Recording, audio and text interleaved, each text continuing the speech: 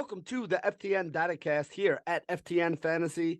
This is your host, Benny Ricciardi. I am neither Tyler Lochner nor Adam Pfeiffer, but I am filling in for them this week. We're going to go through all the games, give you guys all the breakdowns, give you guys all the best plays, and give you all the stats that go along with why we're looking at it.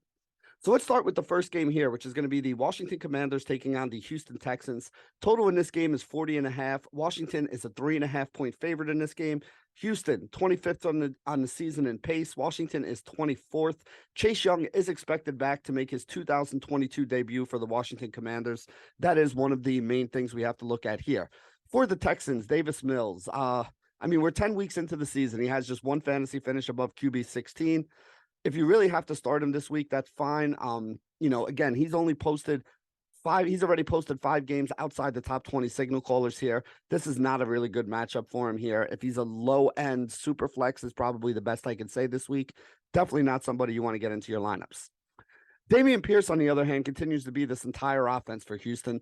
The rookie continued his stellar inaugural NFL campaign in Week 10, rushing for 94 yards on 17 carries, added 2 catches for 28 yards as well. He has at least 90 yards rushing in 5 of the last 6 games, continues to demonstrate tremendous elusiveness at 0.32 avoided tackles per attempt, tied for the 4th best mark in the league.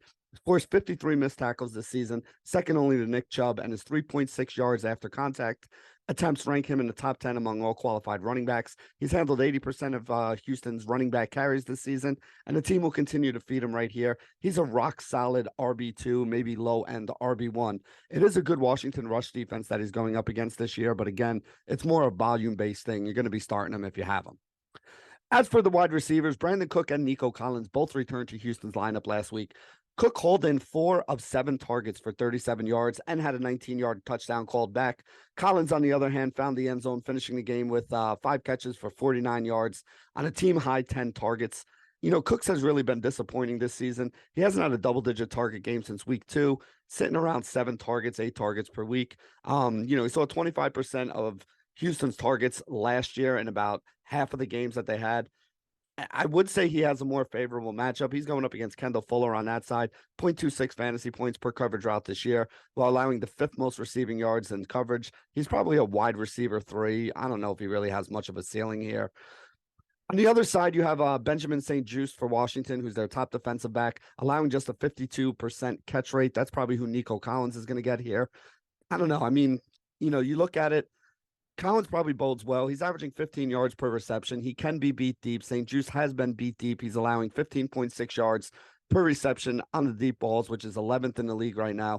So I do think Nico Collins has a little more upside. I'd say he's probably a wide receiver 3 as well. As for the tight ends, Jordan Akins, O.J. Howard, they used 3 tight ends last week. They all logged about 40% of the snaps.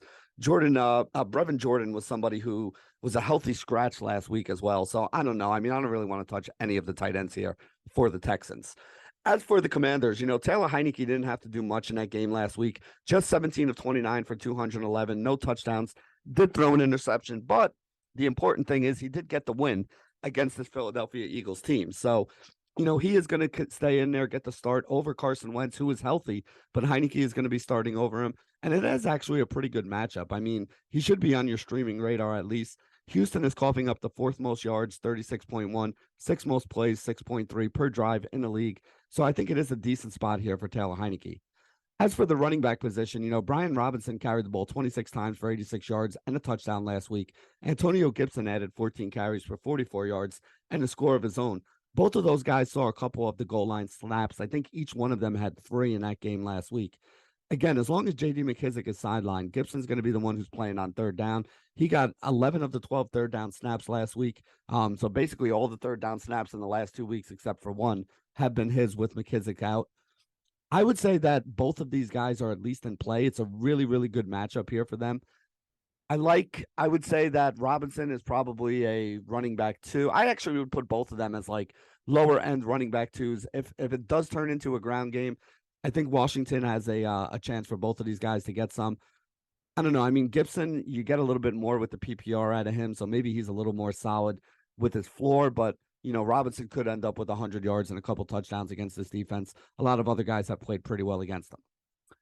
As for the wide receivers, Terry McLaurin appears to be the guy who's benefiting the most with Taylor Heinicke in there. He had 8 catches on 11 targets for 128 yards on Monday night.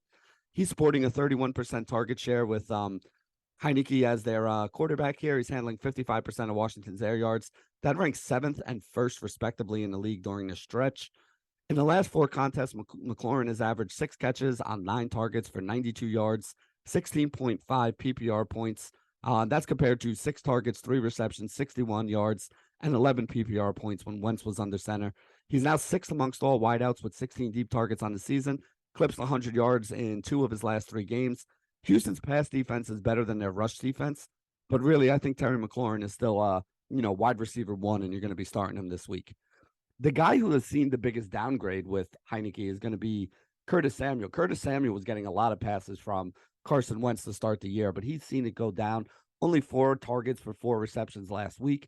And Johan Dotson is back, who was the guy who was leading the team early in the year before he got hurt. And, Samuel really kind of exploded a little bit there. So I think both of those guys are going to be taking a step back here in this situation. I do expect to see Washington run the ball a little bit here. So, maybe flex plays at the best for those guys. There are some buys this week, couple wide receivers that are hurt. So that's really the way I would use those other 2 Washington guys.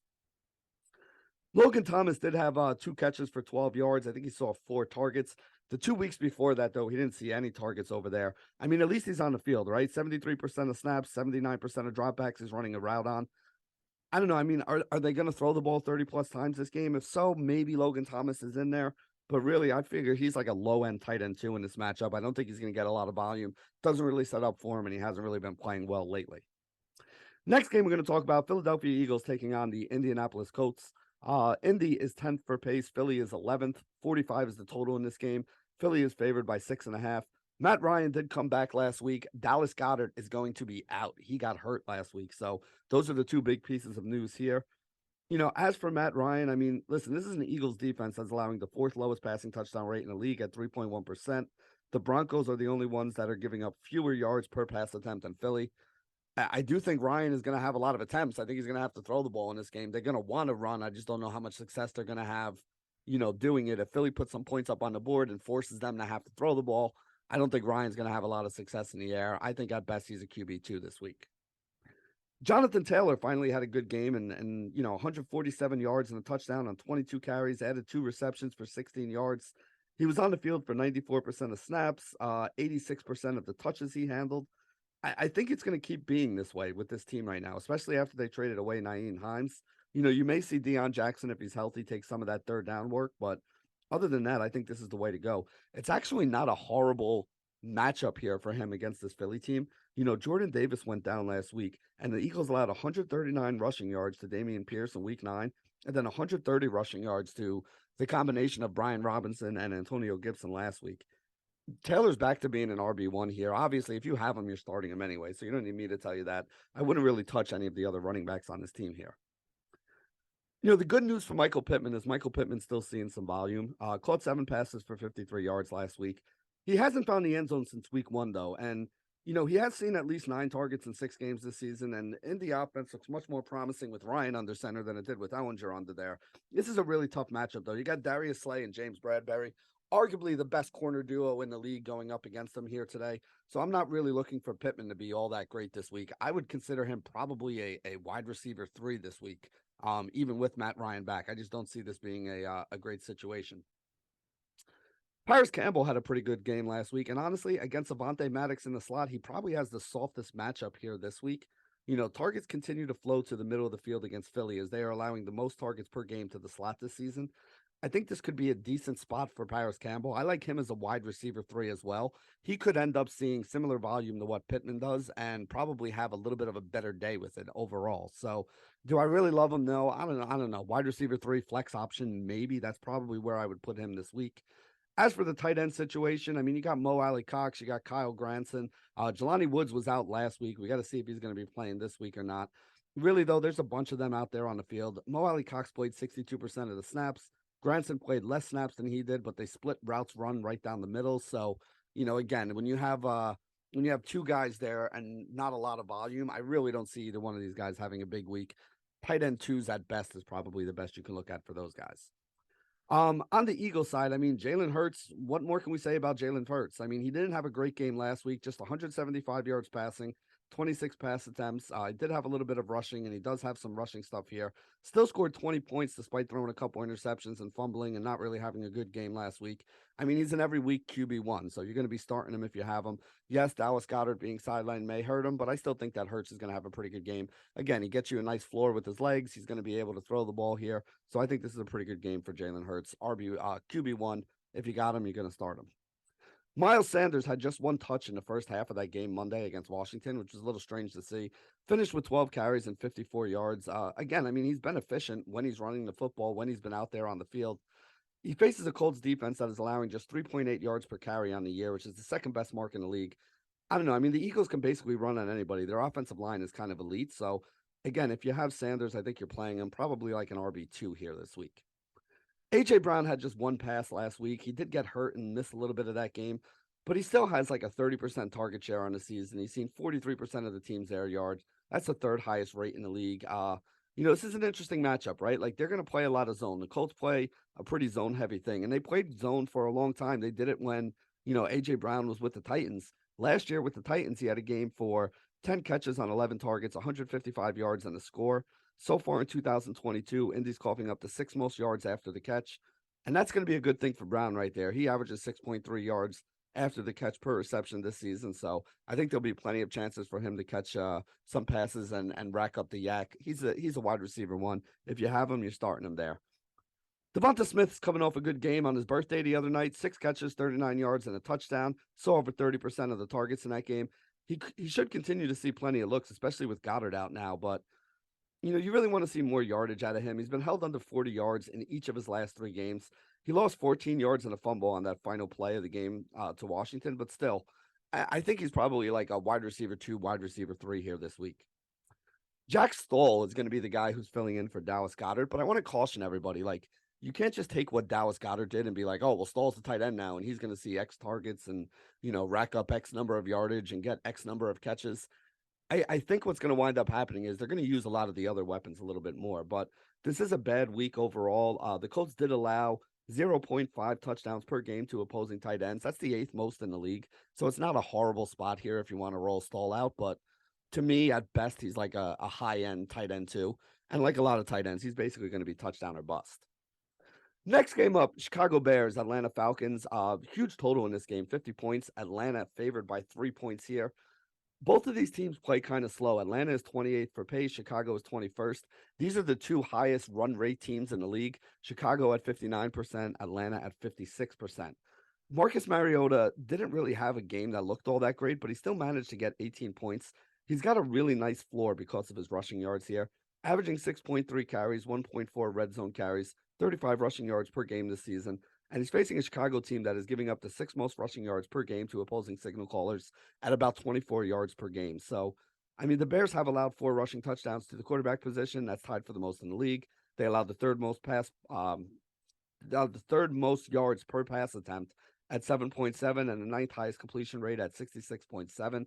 So it is a very good matchup for Mariota here, especially since they struggle to defend play action pass. Chicago has allowed 8 touchdown passes off of play action this season. That's the most in football, and Mariota leads the league in play action dropback rate at 45%. So you could say he's a really good streaming option this week if you need a quarterback, probably like a low-end QB1, high-end QB2 for Marcus Mariota. Let's see. Cordero Patterson had a big game in week 9 with 2 touchdowns, and then last week, 38% of snaps and 6 touches. I'm guessing that Atlanta was limiting him because they were on a short week there, and he was just coming off of injury. But I still think Patterson is the best option here of all the guys that you have. The Bears are giving up they gave up 12 rushing touchdowns to opposing running backs. That's the 2nd most in the league. And they're giving up the 5th most fantasy points per game to opposing backfields as well. So there is some risk that they continue to deploy the, backfield by committee that they have. But of all these guys, Patterson's my favorite. I have him as a running back 2 this week. Drake London did find the end zone last week. It was the first time he's done that since week 3, caught 5 of 6 for 38 yards. I don't know. He hasn't had more than 40 yards in a game since week 3. He's got a 27% target share, which is great. It ranks him in the top 10. The problem is his team just doesn't pass enough for that to really mean anything. He's probably nothing more than a flex play this week, as it's just really bad.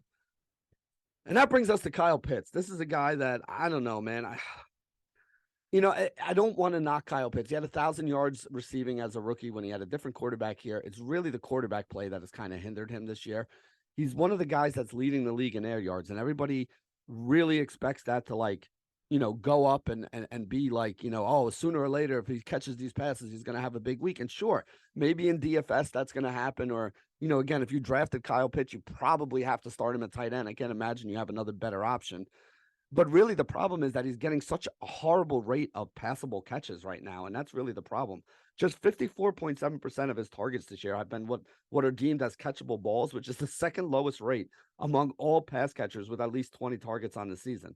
Does he have a massive ceiling? Yeah, if he connects on all these air yards that he gets, he could have a massive game. But really, he's such a boomer bust guy right now. Again, if you have him, you're probably starting him, but it's going to be either, feast or famine with this guy as it is most weeks. Justin Fields has been an absolute stud in fantasy. He was QB1 in week 9, did it again in week 10, rushed for 147 yards, 2 scores, 167 passing yards, 2 more touchdowns in the air as well. Since week 7, he's the clear QB1 in all of fantasy. 93 rushing yards, 8 designed rushing attempts, 32 fantasy points per game during that span. An unheard of 1.01 fantasy points per dropback during this stretch, which is just absolutely outstanding. He is now 6th in the NFL in rushing yards with 749. That's the entire NFL. We're not talking about quarterbacks here. The entire NFL, he is the 6th leading rusher right now. And he's basically like the fantasy football cheat code. His price was too cheap last week on DraftKings. It's probably gone up a little bit. I don't know if it's up enough here. He's a clear QB1. If he's on your radar, you want to put him in there. The Falcons generate pressure at the lowest rate in the league, 10.8%, allow the 9th most fantasy points to opposing signal callers. Awesome spot here for Justin Fields. Definitely get him in your lineups. David Montgomery is another guy that I really want to play this week. He was losing touches to Khalil Herbert and has been for a couple weeks. Herbert got hurt last week and is now out on IR. We should see about 20 touches here for David Montgomery. Now, again, he hasn't been good. He's been incredibly inefficient, but he does get a really good matchup here. Huge games by Deonta Foreman, Austin Eckler, even Joe Mixon a couple weeks ago had a good game against them. Montgomery is probably just going to be a volume-based guy, but he's going to get enough volume to make him a solid RB2 this week, so I like that a lot. Darnell Mooney caught 4 of his targets last week for 57 yards. He's got at least 50 in 6 of the last 7 games. Kind of took a backseat to Cole Kmet these last couple weeks with the touchdowns and all, but again, I think he's a good spot. AJ Terrell, the cornerback for the Falcons, may or may not be in this game, but he hasn't been good even if he is. And he's given up a league-leading 7 touchdowns in coverage, 0.41 fantasy points per coverage route.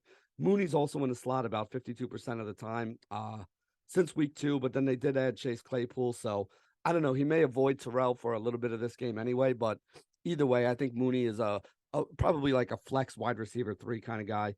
Claypool only played 31% of snaps last week. Brandon Rowland just 27% of dropbacks. He's a boomer bust kind of guy. I mean, I like him more for DFS, I think, than I would like him for season long. If you have to use him this week as a flex, again, there could be some upside there, but there could also be a lot of downside. That's about as much as I could see out of Claypool for this week. Cole Kmet, on the other hand, clear tight end 1 this week. Definitely a guy you want to start if you have him in there.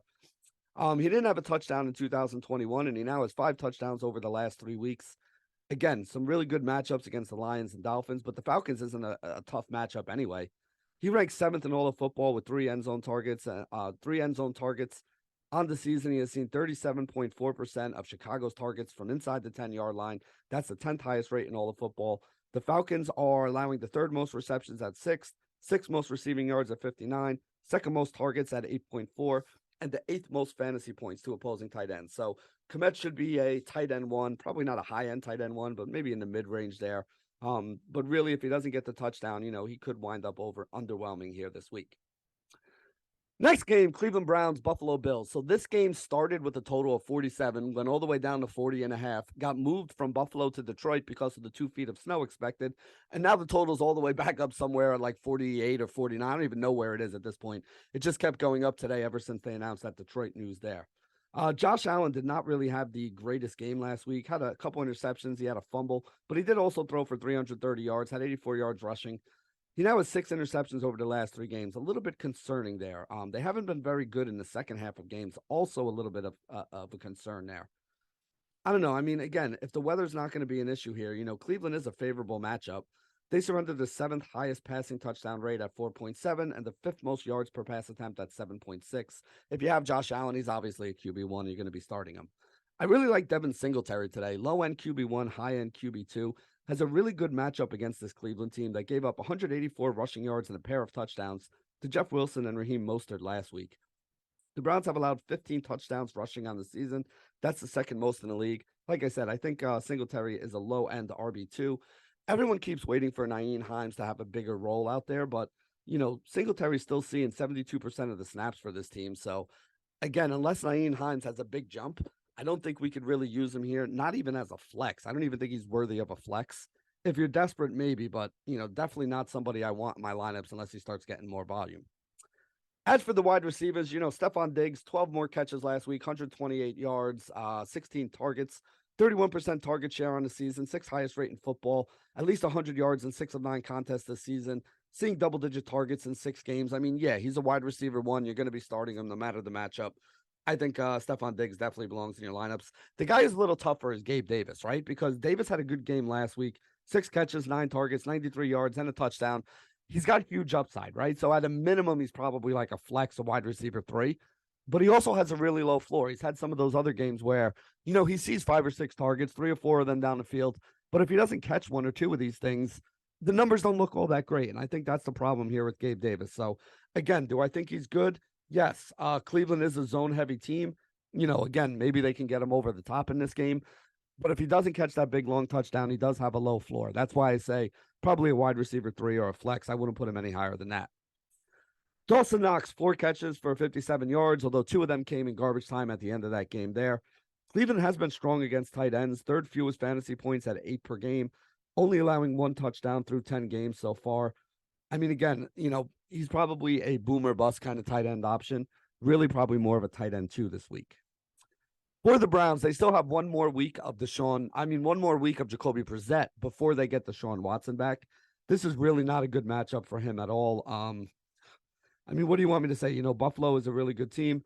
The Cleveland Browns are not a really good passing team. I don't see any upside here. He's a QB2. He's a super flex guy. You're definitely not going to be starting him in one quarterback leagues if you can avoid it. Nick Chubb. Nick Chubb had a season low 11 carries last week, but he did turn that into 63 yards.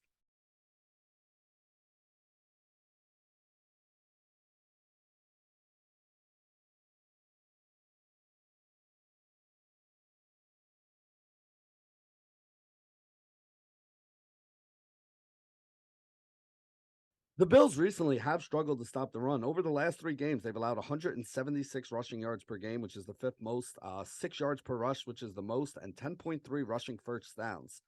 They've allowed 2 of the last 3 running backs they faced to get 100 yards. And, again, they've been playing a lot more of this like nickel defense out there with the team that they're putting on the field. So obviously, if teams see that, they're going to run the ball against you. So I think Nick Chubb could be in line for a pretty decent game here. Again, if you have Nick Chubb, he's an RB1. You're starting him every week anyway. The guy we got to talk about, though, is Kareem Hunt. Kareem Hunt really not being a major factor. I mean, again, I think the game script probably sets up to favor him this week. But the guy had just 7 touches last week for a total of 19 scrimmage yards.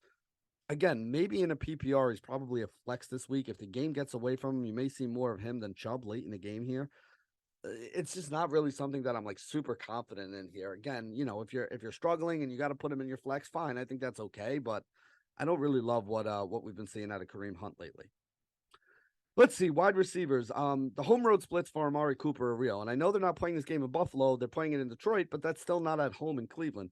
At home, he's been much better. On the road, 2.5 receptions, 4.5 targets, 33 yards receiving, 5 PPR points per game. That's horrible. And that's what he's done in the 4 road games this season. Again, he's been a lot better at home when he's had the opportunity to be there.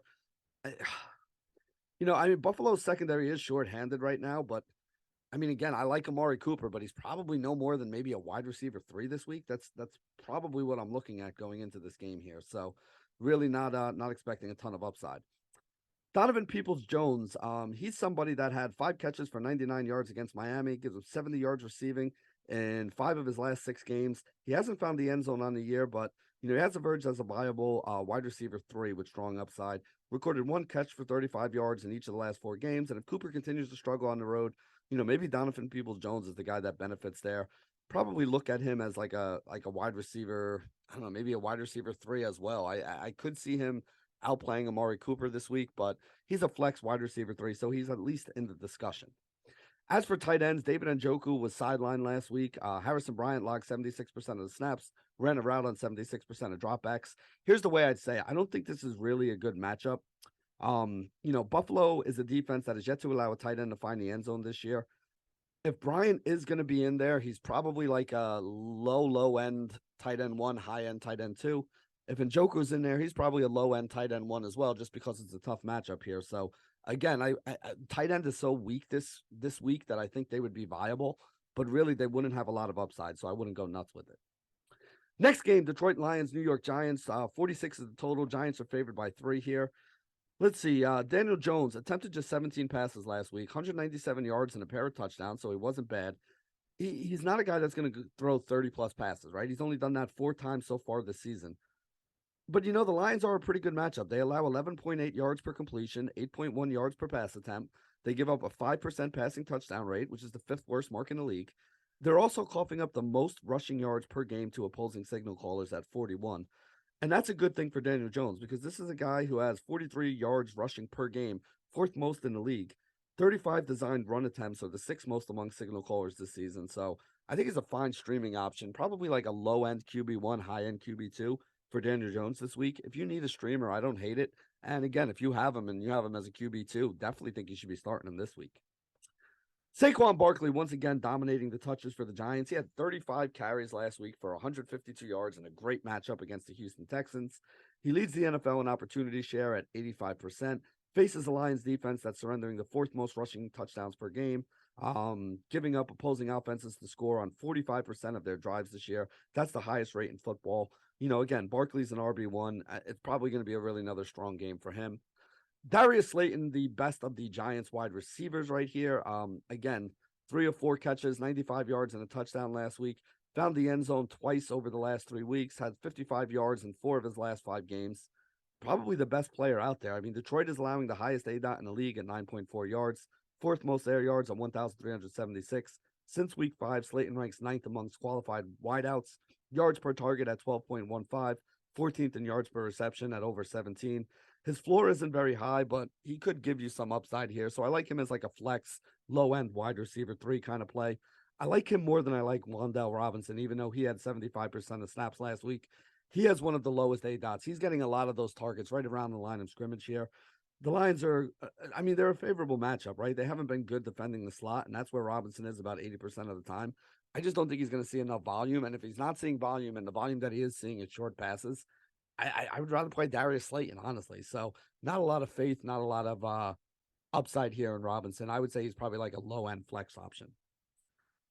Let's see. Lawrence Cager emerged as the lead tight end last week, 65% of snaps. He did score a touchdown, but he ran a route on only 8 of 23 dropbacks. I don't know. Tight end 2 at best. Not really anything you want to do there. Let's see. Jared Goff had an okay game last week, but really his finishes since week 5, QB 27, QB 26, QB 18, QB 20, QB 22. He remains like a decent. Here's the deal. The Giants blitz a lot, right? And against the blitz, Goff has 6 touchdown passes, which is good, 5th most this year. But he's also thrown 4 of his 7 interceptions against the blitz. So, yeah, maybe he gets 1 off, or maybe he gets 2 off, throws a touchdown pass or 2. But he's also likely to get himself in trouble and maybe make a bad decision or so. So I could see him having one of those games where he throws for like 200 yards, gets a touchdown or 2, throws an interception or 2. Again, probably a low-end QB2. I wish I could say DeAndre Swift was a better option here. The guy is still really good whenever he touches the ball. He did have a touchdown last week. He touched the ball 7 times and got just 12 yards out of it. Had just a 31% snap share. Jamal Williams, on the other hand, actually Justin Jackson had 17 snaps and DeAndre Swift had 19. So that's a problem right there. Jamal Williams still the guy who's leading this league, and the matchup against the Giants is pretty good. I don't know. At most, maybe Swift is like a flex play. And I hate to say that because I know there's a guy people put like a 2nd-round pick on and stuff, but I don't see him as really much more than that unless they're going to give him more touches. And right now, you're basically just praying that he gets more touches. Williams had 16 carries last game. He's got 59 rushing yards and a touchdown in that game. He's got 9 touchdowns on the season, leads all backs with carries inside the 5. Swift did see one of those carries inside the 5 last week, but Williams still has 93% of the carries inside the 5 for this Lions team. So he's facing a Giants defense that allows a league worst 5 yards per carry on the season. 13% of the carries against this unit have been stuffed at or behind the line of scrimmage. So that's the third lowest rate in football. I mean, again, I think he scores again this week. So that's really the thing. You get the touchdown out of Jamal Williams. You're probably going to get 15 to 18 touches. He's a viable RB2. Amon-Ra St. Brown, viable wide receiver 1, maybe wide receiver 2. Since they traded TJ Hawkinson, 37 and 44% target share in those 2 games. He's seen 20 targets, had 10 for 119 last week on 11 targets. They're moving him all over the formation. They're basically highlighting him here. I mean, again, I think this is a really good matchup for St. Brown if you have him. Wide receiver 2, this is, the Giants are good on the outside, but he does get in the slot a good amount of time as well. Maybe low-end wide receiver 1, high-end wide receiver 2. You're definitely starting him if you have him, so get Amon-Ra St. Brown in there. TJ Hawkinson left, and we've seen guys like Brock Wright, James Mitchell, Shane Zylstra all have about, I don't know, like maybe 40% of the playing time or so. A lot of these guys have scored a touchdown in the last 2 weeks since Hawkinson's been gone, but I don't really trust any of these guys. None of those tight ends are more than tight end touchdown kind of upside guy. Next game up, Carolina Panthers, Baltimore Ravens. Total is 43.5 in this game. Baltimore is a 12-point favorite. Baltimore playing at the slowest pace in the league. Carolina playing at the 7th. A lot of question marks in this game. I mean, Mark Andrews, Gus Edwards, still guys that we're wondering whether or not they're going to play this week. On the other side, PJ Walker seems to be out, and Baker Mayfield is going to be back in as a starting quarterback. Not that I think that's a positive here for the Carolina Panthers, just letting you guys know what it is. Lamar Jackson had a really hot start to the year in the last couple of weeks. QB 11, QB 10, QB 23, QB 10, QB 15, QB 18 over his last 6 games. That's like quarterback 2, low end quarterback 1 stuff. He really hasn't shown that upside there. Again, I think part of that problem is, Bateman is out for them. Mark Andrews has been out for them. We don't know if he's going to be back this week. We have to wait to see how that works out. I mean, the Panthers have struggled lately. I mean, the QB 13 they allowed and QB 7 performances the last two of the last 3 weeks to Marcus Mariota. You had a QB 8 performance from Joe Burrow in week 9. I mean, I would say he's probably a low-end QB1, and I know I said low-end there. He's a low-end QB1 right now with Lamar Jackson. It's a decent matchup for him here. You really got to hope he does something with his legs. He's averaging 70 yards rushing on the ground. That's kind of what you're hoping for out of him here. I wish I could be more excited about it, but I'm just not. As for the running back position, I mean, there's basically 2 guys that we can use here, right? It's Kenyon Drake and it's Gus Edwards. If Gus Edwards is going to play, Kenyon Drake's been good the last 2 weeks, 16.7, 24.9 fantasy points in the last 2 games that he's played. He did that as the lead back with Gus Edwards being banged up or out. If Gus Edwards is back, does Gus Edwards go back to being the lead back? Do they do a 50-50 split here? I don't really know how it goes. I mean, I'm thinking Edwards is going to get like 10 to 12 touches. And then, Drake is probably going to get the rest. So he might get 10 to 15 touches as well. So I think at the very least, both of these guys are in play. Again, if Edwards is out, I think you pencil in Drake as a RB2 right away here. Carolina has given up the 6th most fantasy points per game to opposing backfields. So there is some production to be had here. I just don't really know where it's going to go. I'd feel a lot better about Drake if Gus Edwards was out. If Gus Edwards winds up playing, I think both of these guys are flexible, but I don't really think either one of these guys is a high-end option. If Gus Edwards is out, though, I do think that you have to get Kenyon Drake in there as an RB2. I think it's a really good matchup if we knew that one guy was going to get all the volume. Wide receiver, I don't really like DeMarcus Robinson. I would probably take Devin Duvernay before I took him. Really, I think Duvernay is not much more than a flex option, though. Baltimore wide receivers, they just don't do enough, right? Like, I mean, the matchup isn't even all that great. You probably need like a touchdown out of Duvernay, whether that be like a long pass or maybe him doing something on like a jet sweep for like 20 or 30 yards. That's really the only way I can see him like being viable here today. So like I said, at best, he's a flex, but I would say he's kind of a low-end flex. As for the tight end position, there's 2 interesting things here. One, if Mark Andrews is playing, Mark Andrews is tight end 1, you start him, you put him in your lineup, you don't think, twice about that. If he's out, though, Isaiah Likely has been really good in the last couple of weeks. He's caught a total of 7 passes for 101 yards and 2 touchdowns. I don't know. I mean, again, we have to see whether or not Mark Andrews is going to be in there. If Andrews is active, he's your tight end 1. If he's not active, I think Likely is a tight end 1. If Andrews is active, I still think Likely is somebody that could come like 15 to 20 or maybe even like in the top 12 if he can get in the end zone. He is actually better, and I have more faith in him, and I think Lamar does too, than he does in some of these wide receiver options that they have. So I like both of those guys, but we really got to see what the deal is. If Andrews plays, he's a tight end one. If he's out, likely is probably a low end tight end one. And if Andrews plays, I mean, I still think likely is at least a tight end two, probably somewhere in like that 18 to 25 range. So, could be somebody that you consider if you need to. Let's see. Baker Mayfield was absolutely atrocious at the beginning of the year. You could argue he was the worst quarterback, and that he might not do anything even in this game with him being put back in there. I mean, I honestly would go so far as to say in a super flex, like, I would be looking at other positions rather than putting him in as my QB2, even though I normally always play two quarterbacks in the super flex if I can. I just don't really see any upside here on Baker. I don't have a lot of good things to say. So Chuba Hubbard was active last week, but Deonta Foreman still took all the carries. He had 31 carries, 130 yards, and a touchdown, 68% of the snaps. 31 of the 42 running back touches in that game was his. The Ravens' run defense has been great, though. They give up the third fewest rushing yards per game in 92. 26% of the yardage gained against Baltimore has come on the ground. That's it. Second lowest rate in the league. And they're a 12-point home favorite. So I don't really see the game script setting up well for running backs. Chuba Hubbard, to me, is unplayable right now.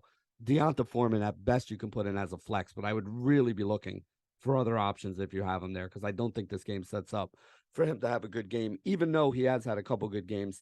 I would look at this game more like I looked at the Cincinnati game, which, again, I liked him before that Cincinnati game, but you saw what happened when they fell behind. He was not a big part of that game at all. Let's see. DJ Moore, I don't know what to do. He was really bad at the beginning of the year with Baker as the quarterback. Was decent with PJ Walker as the quarterback. 37% target share, 50% of Carolina's air yards. That's all great, but they don't throw the ball that much, and they don't throw it very well. I don't know, man.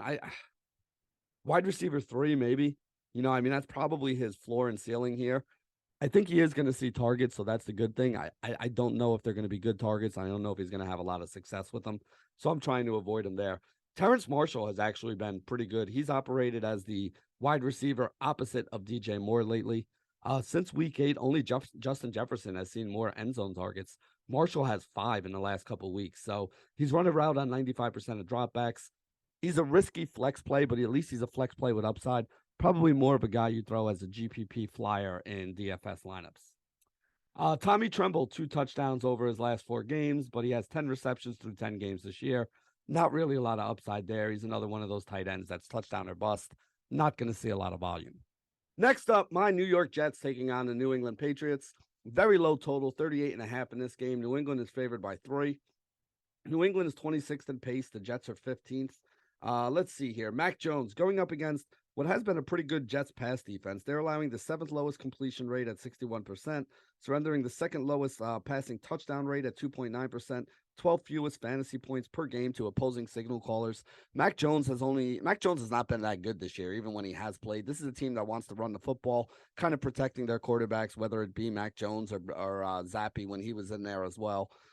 Again, do I want to start him over Baker Mayfield? Sure. Do I want to start him over a lot of other quarterbacks this week? Probably not. So really, he's more like a super flex play. Definitely not a QB1 that you would put in one quarterback leagues. Let's see. Damian Harris should be back for the Patriots, but really this is Ramondre Stevenson's team. He's a top 15 running back right now, likely to see 60% or more of the work.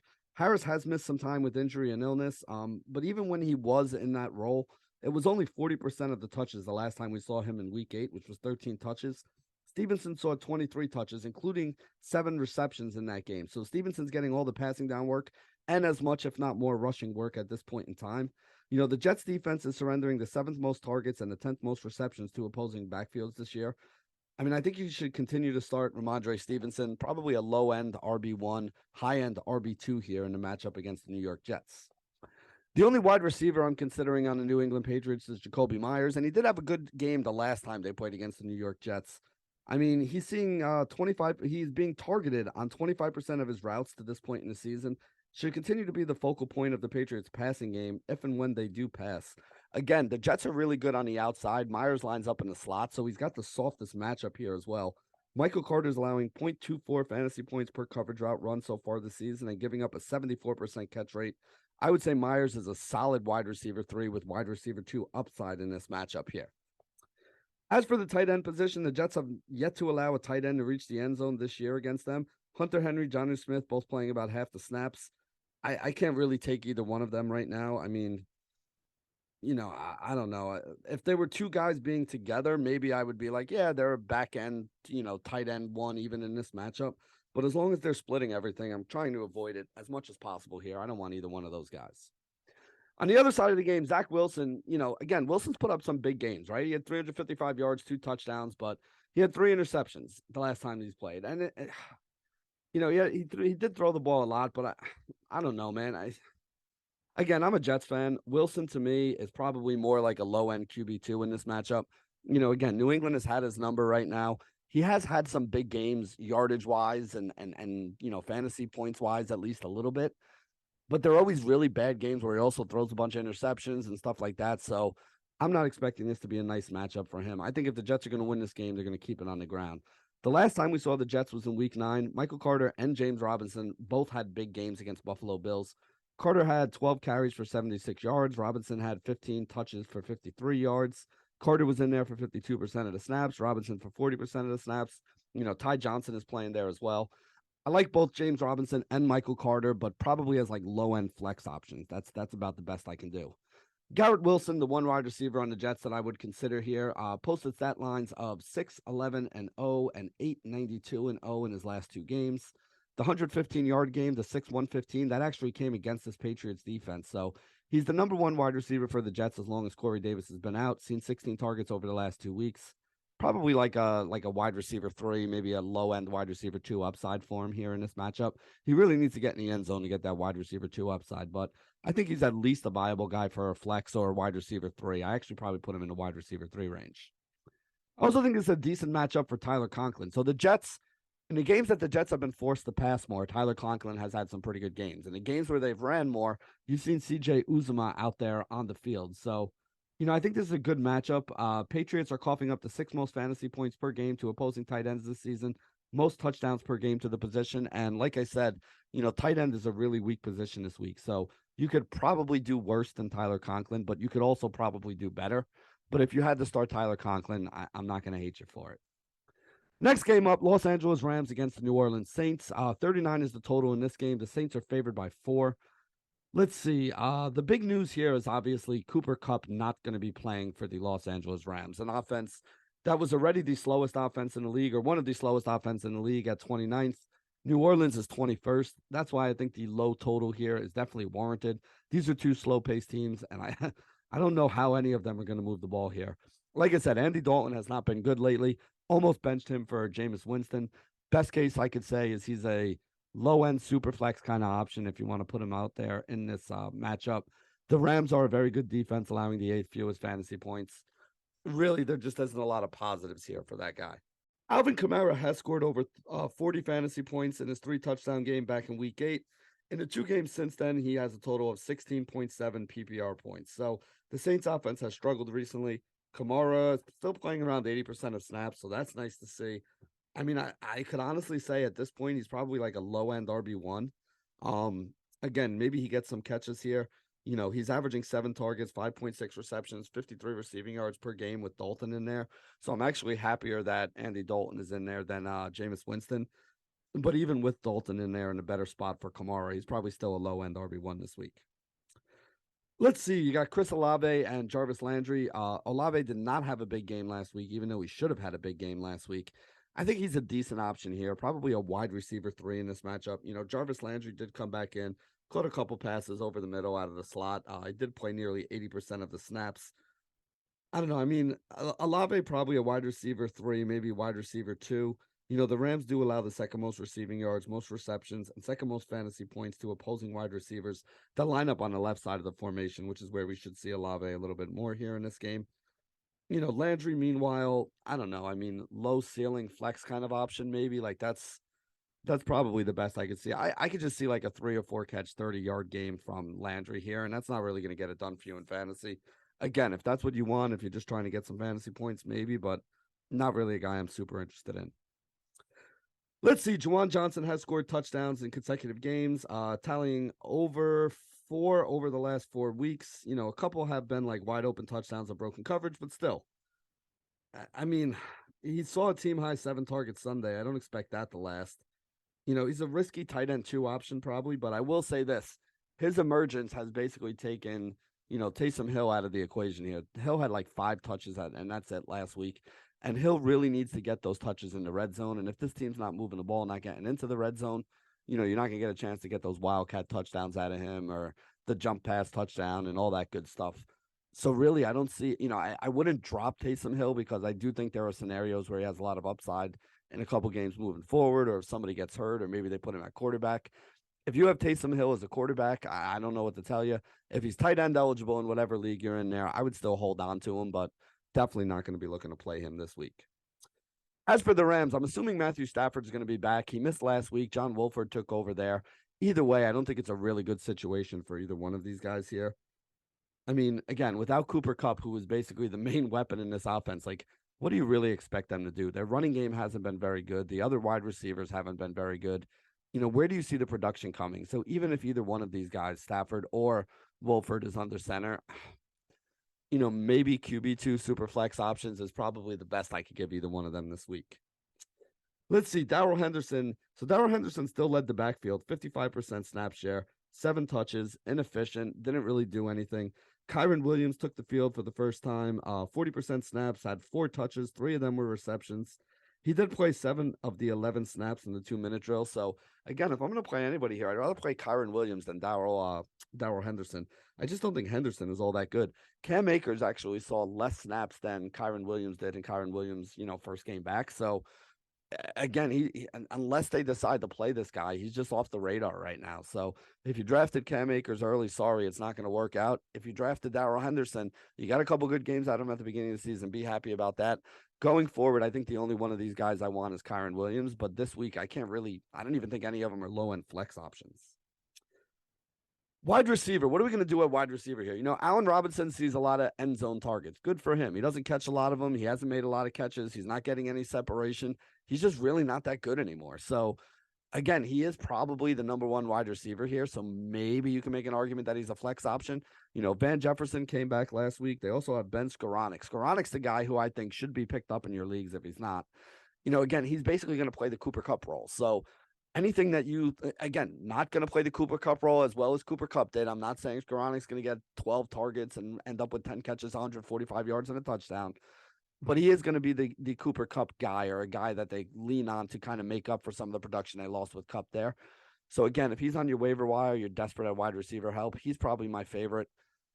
I don't know. I mean, Van Jefferson and Allen Robinson could have a little bit of upside as, flex options, but really I'm not super thrilled about any of those guys there. So let's see here. That moves us to tight end. Tyler Higbee. Tyler Higbee, I do think, is somebody that is back to life. He had a couple bad games in like week 6 through 9. Caught just 3 passes for 22 yards, was doing a lot of blocking. Last week, though, he had 8 targets for 73 yards. And I think going forward, he's going to have to be targeted more just because Cooper Kupp's not going to be in there. So I do think Tyler Higbee is somebody that we can look out here.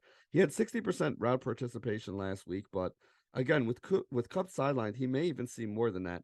He hasn't found the end zone yet this year, but I do think he's probably a low-end tight end 1 option here in a week where tight end is kind of weak. Next game up, the Las Vegas Raiders against the Denver Broncos. Jerry Jeudy has a ankle sprain. We got to see whether or not he's going to be playing. KJ Hamler also dealing with a hamstring injury. So there's a couple wide receivers on that Denver team that may not be in. If those guys are out, we're going to have some production. We'll talk about that here in a minute.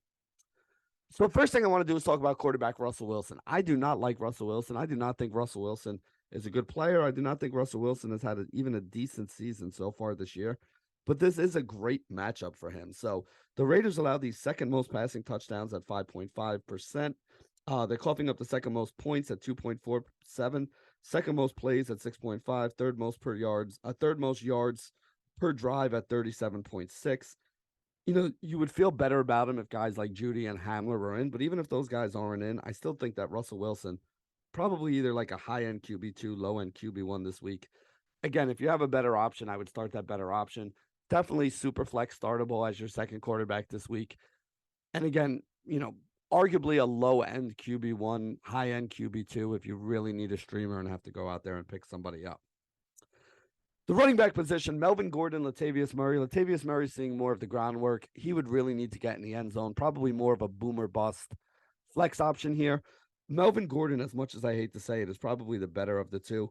He logged 54% of the snaps, which was a little bit better there. The Raiders is a good matchup here overall. They give up the fourth most receptions, fifth most targets, and the most receiving yards per game to opposing running backs at 51.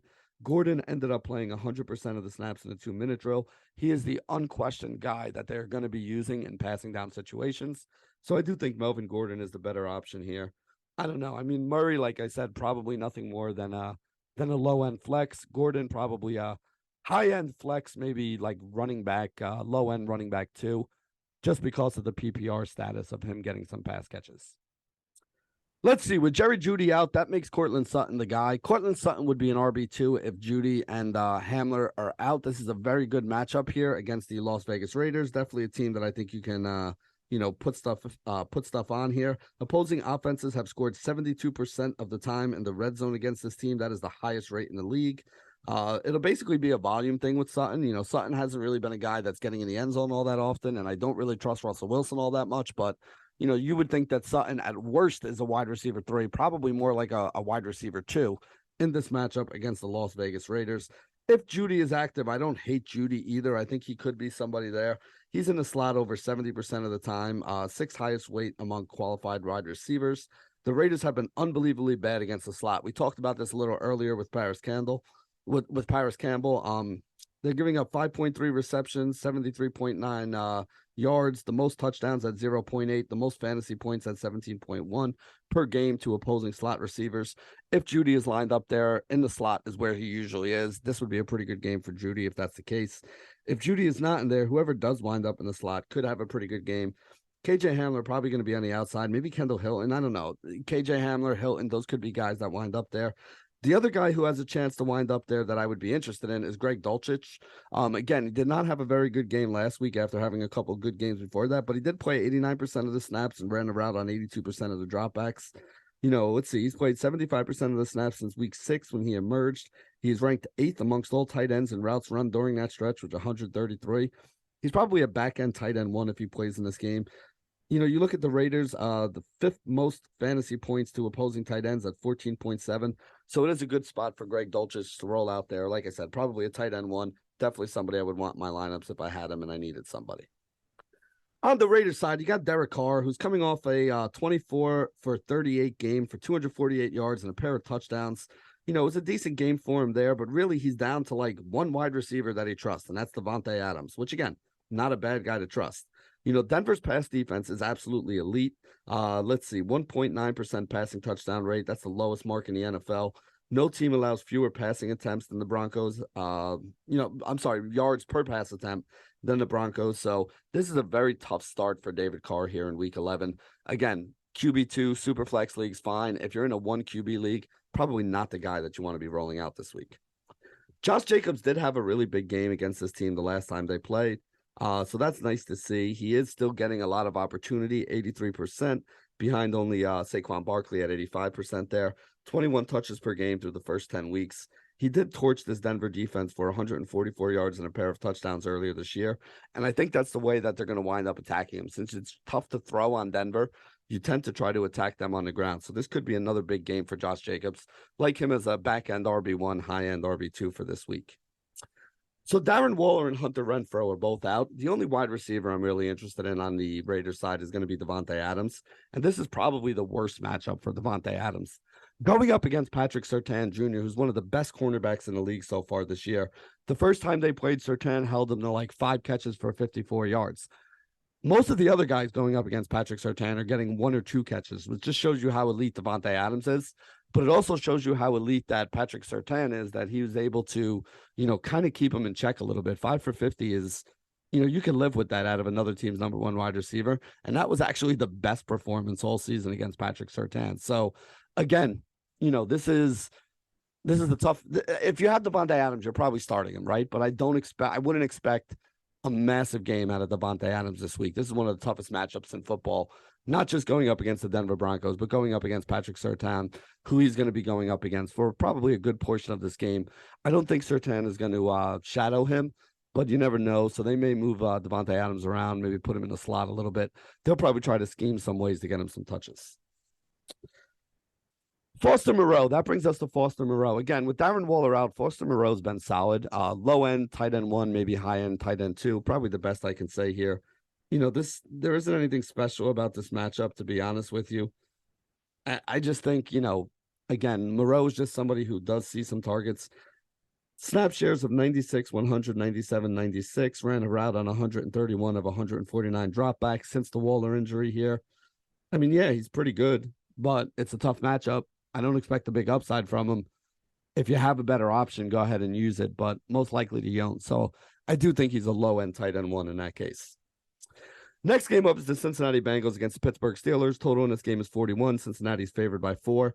Jamar Chase likely to remain sidelined. Najee Harris was limited in practice this week, but, we'll see how that all works out at the end of the day.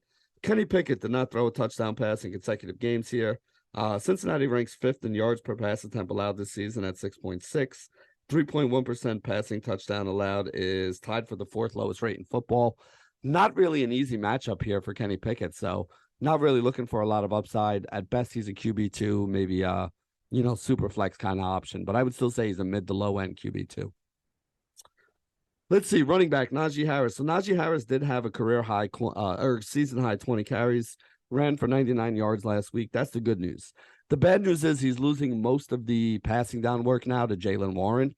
So that just really makes Najee more of like a, low-end RB2 flex option. And if Warren's going to be getting the higher value touches, the passing work, again, you got a banged up Najee too. So maybe you want to look at him as like a flex option.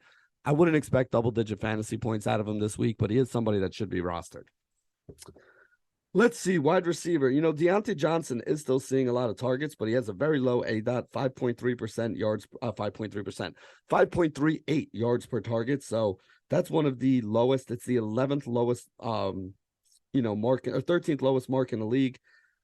11th lowest mark in yards per reception at just 9.04. Yes, there is a little bit of volume there. No, he's not getting in the end zone. And no, he's not doing enough to really justify it. I hate to say this, but he's probably maybe a wide receiver 3, like arguably a flex option here. And the same could be said for a guy like George Pickens. Pickens moved into the slot a little bit more with Claypool out of town, caught 3 passes for 32 yards, had 23 yards rushing and a score. So maybe he's going to be the guy who takes those end arounds that Claypool used to get, which at least gives him an opportunity to do a little bit more here. I don't know. I mean, I still look at him more as like a flex option in this matchup. At tight end, Pat Freiermuth has seen at least 7 targets in all 3 games this season. He saw 20 in the last 3 weeks, I should say. He saw 27% of the Steelers' targets last week, targeted on 23% of his routes run over the course of the season, 6th highest rate at the position. His usage is strong, probably a tight end 1 this week in this matchup here. Let's see, the Bengals. Joe Burrow, decent matchup, but is it really that great of a matchup? So a lot of people thought Pittsburgh was going to be a very good defense. They lost TJ Watt a little earlier in the year. They've gotten thrown on and beat up a little bit because of that during the season, but TJ Watt came back last week, and it was a pretty good game. When Burrow faced this team the first time early in the season, I think he was sacked 7 times. He did throw a couple touchdowns. I think he might have thrown a pick as well. It's kind of a mixed bag here for Joe Burrow. I mean, I know the numbers look really good for the Steelers, but again, with TJ Watt back, I think they're a little bit better. So again, if you drafted Burrow, you're starting him as your QB1. So just roll him out there and start, but I wouldn't be going out of my way or doing, handstands just to get Joe Burrow in my lineup. Let's see. What about Joe Mixon here? I mean, what can I say here? He had the 5 touchdown game the last time we saw him. That's great, but he really hasn't been all that great this year.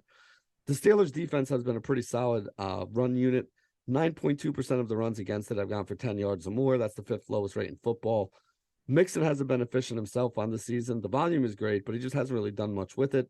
Does have an 80% opportunity share that ranks him 4th amongst running backs. 15 carries from inside the 5-yard line, so there is some touchdown equity for him there. Again, I'm not saying you're not going to start Joe Mixon. I'm just saying, this is not the week to be super excited about Joe Mixon RB1. Joe Mixon RB2, Joe Mixon in a flex spot, absolutely. Joe Mixon RB1, not really all that high on that. As for the wide receivers for Cincinnati, I think it's a really good spot for the wide receivers. The Steelers are allowing the most targets, most receptions, most receiving yards, most fantasy points to opposing wide receivers that line up on the right side of the formation. Hello, T. Higgins, as I think he's going to be one of those guys that's there. I think Tyler Boyd is also a really good option out of the slot. Higgins, I would say, is a wide receiver 1, wide receiver 2. Boyd, probably a wide receiver 2, wide receiver 3, as long as Jamar Chase stays out. The slot is a place you can pick on them. Pittsburgh has been vulnerable there, surrendering the 4th most fantasy points per game at 15, 4th most receiving yards, 81, and opposing wide receivers out of the slot. So I think this is a good spot for Tyler Boyd. Hayden Hurst, viable tight end streamer if you need one. Probably more of like a high-end tight end too. He saw 4 passes last week. He's seen 4 in 4 of his last 5 games. That is something that you can consider. Tight end position, like I said, really, really bad. Hurst is 5th among tight ends in routes run with 282. Pittsburgh has been above average opposing tight ends this year. But again, if you're going to get 4 to 7 targets out of Hurst here, I guess he's a solid tight end 2 with the upside of a tight end 1. Dallas Cowboys, Minnesota Vikings, 47.5 is the total in this game. Dallas, 1.5-point favorite. Ezekiel Elliott is expected to be back in this game. But let's start on the other side. Let's start with the Vikings here. You know, Kirk Cousins had a very Kirk Cousins game, up and down. Threw for 357 yards and a touchdown, but he also threw some interceptions, including some that almost cost his team. Let's see. He almost had a rushing touchdown. He got stuffed on the 1-yard line of that one, too. So none of that really worked out well. The Dallas defense generates a ton of pressure, 29.6%, second highest in the league. They allow the 6th fewest fantasy points to opposing signal callers at 13. Cousins has been, not been great, really, when he's under duress this year. 25th completion percentage under duress, 44.8. 27th in yards per attempt at 3.7, 22nd in ADOT at 7.05. There is a lot of points to be scored here, so maybe I'm just overthinking this, but I don't necessarily want to run out and play Kirk Cousins. He's probably a low-end QB1, high-end QB2. Dalvin Cook had an 81-yard touchdown run last week, but it was one of only 14 carries that he had for a total of 119 yards. So you take that 81 yards away at 13 carries for 39 yards, which is less than 3 yards per carry. Not really good overall, but he is a volume-based guy that I think you can look at. Aaron Jones, another kind of volume-based guy, had 130 yards against this team a couple weeks ago. So I think that's probably where you go. I mean, listen, it's Dalvin Cook. He's an RB1. You're going to play him if you drafted him, so that's what I'm going to say there. Justin Jefferson, another absolute stud, RB1. If you have him, you're playing him. I could go into all the numbers, but you guys, if you have him, you know how good Justin Jefferson's been on the year. This is a guy you just put into lineups. Let's talk a little bit more about Adam Thielen, though, because he caught 5 passes for 49 yards last week. You know, his target share didn't really seem all that great, especially with TJ Hawkinson in there now. But he has seen at least 7 targets in each of his last 8 games. His end zone usage has come down this season, and Jefferson is starting to get more of that. Hawkinson's starting to get a little bit of that as well. Thielen only a 17% target share. That's a little bit low right there. But, you know, again, we watched Trayvon Diggs go with Allen Lazard and 67% of the routes last week. And that led to Christian Watson having the blow-up game against Anthony Brown, right? So, I mean, if Dallas has the same approach this week with Diggs and Jefferson, which I don't think they will, I think they'll throw the ball to Jefferson a little more than they tried to do last week. That still means that the off guy is a guy that you can look at here. So, I don't know. I mean, if Dallas is gonna have the same approach with Jefferson there, I do think Thielen could have a decent game. He's going up against Anthony Brown. Brown has allowed 0.31 fantasy points per coverage route this year. Seen more targets than any defensive back in football at 62, and you know he has allowed 4 touchdowns and a 101 passer rating on passes that come his way. That's why I think Adam Thielen could be a viable guy to look at this week. Guy that I really like, and I mean, he would be like a wide receiver 3. I'm not really going nuts with Adam Thielen here. Tight end 1, TJ Hawkinson, holding 16 passes for 115 yards, 19 targets the last 2 games, 20% target share both of those games. I mean, really, what can you say about them now? Now, the Cowboys are allowing the 6th fewest fantasy points per game to opposing tight ends, but if you have Hawkinson, you have that role, you have that volume, you're going to let that guy go in there and play. So I like TJ Hawkinson. You're going to put him in there. He's a tight end 1 if you have him. On the other side of this game, we got Dak Prescott. Dak completing just 27 of 46 passes for 265 yards and 3 touchdowns with 2 interceptions last week against Green Bay. Definitely wasn't an efficient outing, but we'll take the fantasy points there. Minnesota defense has been more of a pass funnel this season. 69% of the yards against them have come through the air. That's the 10th highest rate in football. You should expect to see 35 plus passes out of Dak Prescott this week. I don't think it's going to be the same kind of run heavy game plan, especially if Minnesota is putting points up on the board. That would slide Dak Prescott in as a low end QB1, high end QB2 in the worst case scenario. So I do like Dak Prescott. Get him out there. Ezekiel Elliott is going to be in. Whether or not he's going to be limited, how much he's going to be used, I don't really know. You know, they've been playing this game with Zeke for the past couple of weeks. Even if he plays, I think he's nothing more than short yardage, maybe bang it between the 20s a little bit, and maybe a guy who vultures a touchdown. You know, Tony Pollard would be the guy that I like more. I think Tony Pollard's an RB2. I think Zeke is probably a flex and a risky one at best. If Zeke is out, though, I think you can move Pollard up into the back end of the RB1, maybe even the mid-range of the RB1 discussions. Whenever Zeke has been out, this guy's rushing for 100 yards and a touchdown anytime he's been given the rock in that situation. So that's really the way that I'm looking at it. Again, say anything you want about the about the matchup here. I don't really care. Really, it comes down to the fact that if Zeke is out, I love Pollard. If Zeke is in, I like Pollard. You know, would have to at least respect Zeke enough to use him, but I really don't want to be put in that position.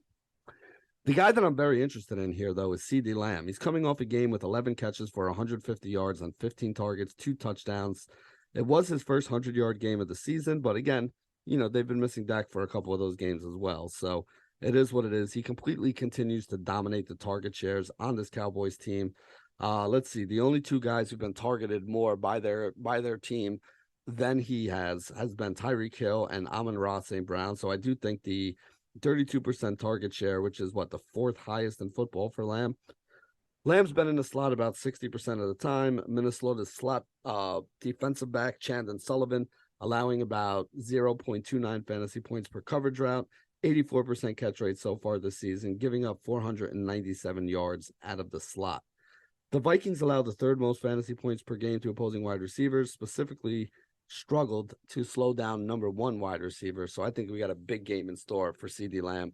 He is a wide receiver 1, and I'm not interested in anybody else in this, Dallas Cowboys wide receiver group. Dalton Schultz with Dak Prescott is an obvious thing. Tight end 3, tight end 5, tight end 12, tight end 6. That's solid tight end 1 numbers. In the 4 games that Dak has played, that's where Dalton Schultz has finished. Had 6 for 54 on 8 targets and a touchdown last week. You know, you're looking at it with him in there. I mean, listen, I like Dalton Schultz a lot.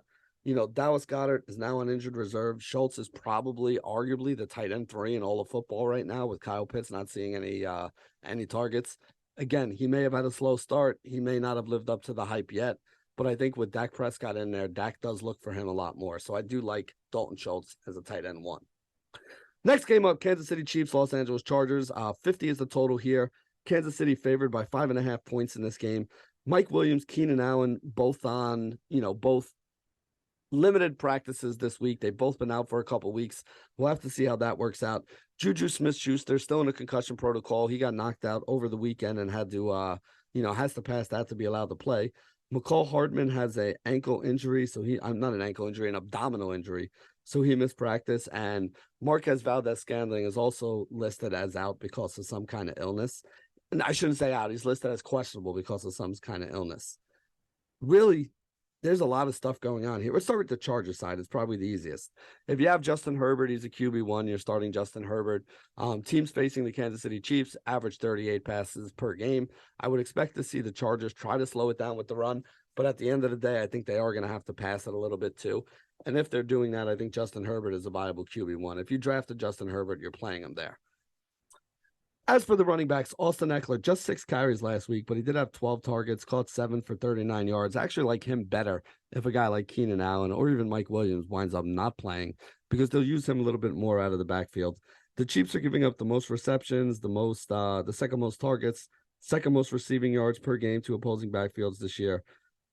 And again, I mean, I think it's just a really, really good matchup here. If Allen and Williams are out, it only gives me a bump on it, but I have no problem playing Austin Eckler. I think he's an RB1 this week. What do I say about here's what I'm going to say about the wide receivers. Josh Palmer would be a wide receiver one if Mike Evans and um, Keenan Allen decide to sit out this game. If one of them sits out, I still think Josh Palmer is a wide receiver two. Whichever one of them decides to play is probably a low end wide receiver two, high end wide receiver three. If both of them play, I still think Palmer is viable, but probably more as a flex. If both of them sit out, that's when I think the DeAndre Carter is viable. So let me say that again, so all you guys get this here. Josh Palmer would be a wide receiver one if Mike Williams and Keenan Allen are going to be out. He'd be a wide receiver two, probably if one of those guys plays, and a wide receiver three or a flex option if they both play. So just keep it in mind as we wait for the news to drop and kind of see where that goes. DeAndre Carter, I would not play if Williams and or Keenan Allen are active. If both of those guys remain out, then I think you can play DeAndre Carter as well if you're interested. Tight end, let's see. Gerald Everett, he got hurt last week, so what do we got here on my list? Oh, Trey McKitty. Okay, so Everett was doing pretty well so far this year. Trey McKitty is probably going to take over for him because Donald Parham is still on injured reserve. I don't know a ton about him, and neither does anybody else. So don't let anybody kind of say anything more to you about it. We'll have to see how he goes out there and does in this offense. Do I think he's a viable option? Not really. He'd probably be a low-end streaming option at anything, but I'm not going to be playing him.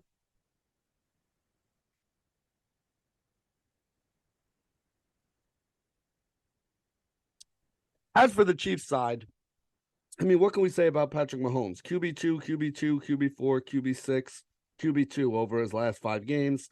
4 straight games with 300 yards passing here. I mean, the guy is an absolute stud. The Chargers are coughing up the 6th most points per drive at 2.24. Teams are scoring on 42% of their drives against them.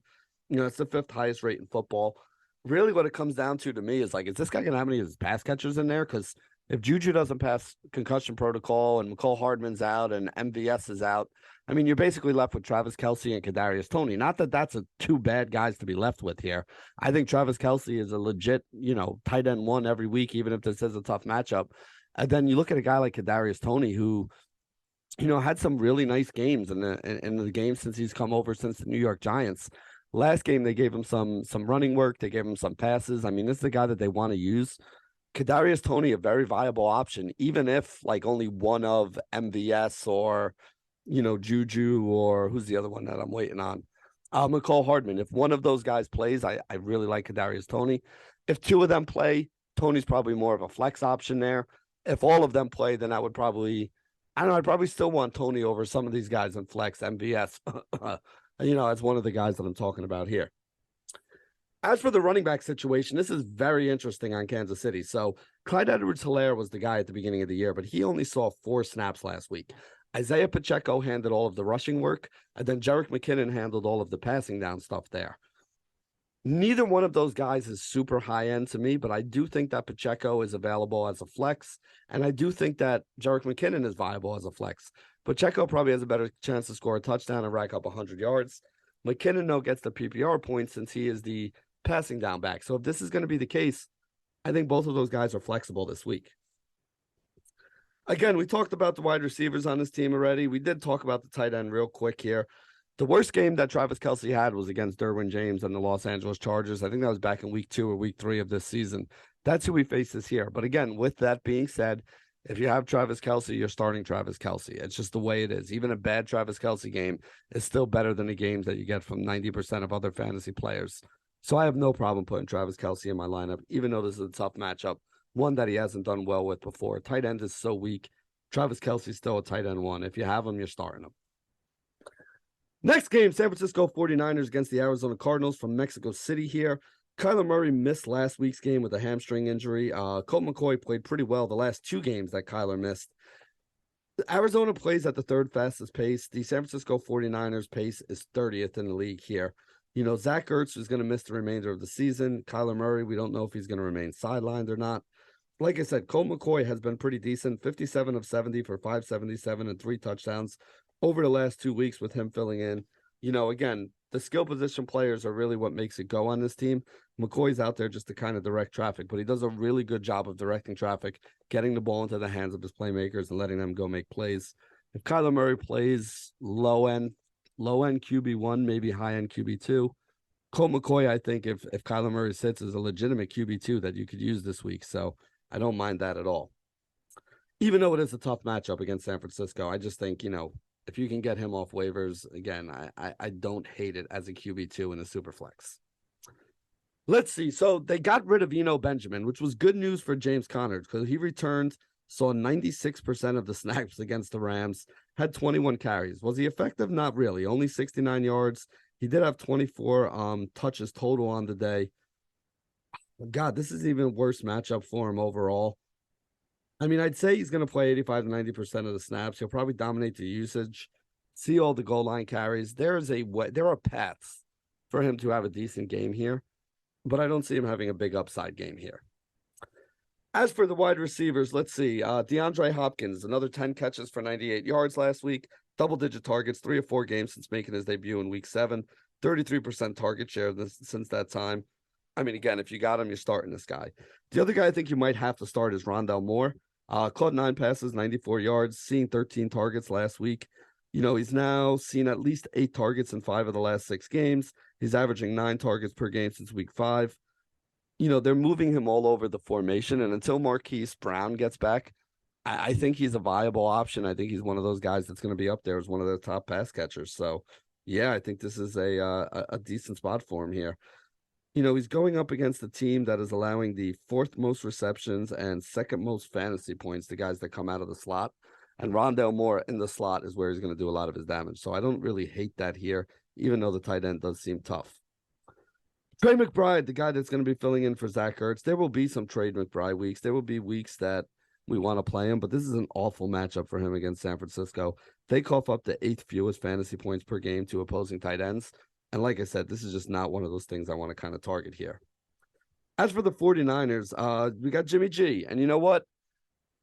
Oh, do I really like Jimmy G? I mean, here's the thing about Jimmy G, right? Is he's projecting really well because Arizona plays fast, which means there should be more plays and more opportunities for the San Francisco 49ers. 49ers have playmakers everywhere now, right? Like you have Christian McCaffrey coming out of the backfield to catch passes. You have George Kittle is one of the best blocking, catching tight ends in the league. You have the 2 wide receivers on the outside with Debo and, Brandon Ayuk. I mean, there's just a lot of options on this team, a lot of different ways that we can go. So I don't really hate Jimmy G in this matchup. Like, am I running out to play Jimmy G? No, but at the same point in time, I don't think it's the worst thing in the world to kind of consider him. He's more of a super flex, maybe a low end, QB2 option, if that, this week. So Christian McCaffrey got in the end zone. Christian McCaffrey sees all of the passing down work with the exception of like a random one here or there. But Elijah Mitchell did have a decent game last week in his return. 18 carries for 89 yards for Elijah Mitchell. 35% of snaps with Christian McCaffrey seeing 65. McCaffrey is explosive when he does get the ball and when he does have his snaps. But until he's playing his full allotment of them, I don't know if we can really get super, super excited about him here. I think Mitchell is an okay flex. And then again, if you have Christian McCaffrey, you're starting him probably in one of your 2 running back spots. I can't imagine there are too many leagues where people are going to be sitting this guy. Debo Samuel hasn't really done a ton here in the early going. Seen at least 7 targets in all but 2 games this season, but he hasn't really been posting many wide receiver 1 games. You know what I'm saying? San Francisco legitimately has like 5 or 6 really good skill position players that they're trying to get the ball to. So I'm not expecting anybody to really get volume on this team. It stinks to say, but that's kind of the way it is. I would say Debo is probably like a high upside wide receiver too. That's probably the way I'd go with him. Brandon Ayuk is the guy who I actually like a little bit more. I have him as a wide receiver 3 play here. 6 catches, 84 yards. He's now recorded at least 80 yards in each of his last 4 games. Scoring 3 touchdowns during that span, continues to see more targets on a consistent basis than Samuels, and he remains a solid wide receiver 3 play. So I do like Brandon Ayuk there. Kittle spent most of his last week kind of blocking, which obviously affected his upside overall.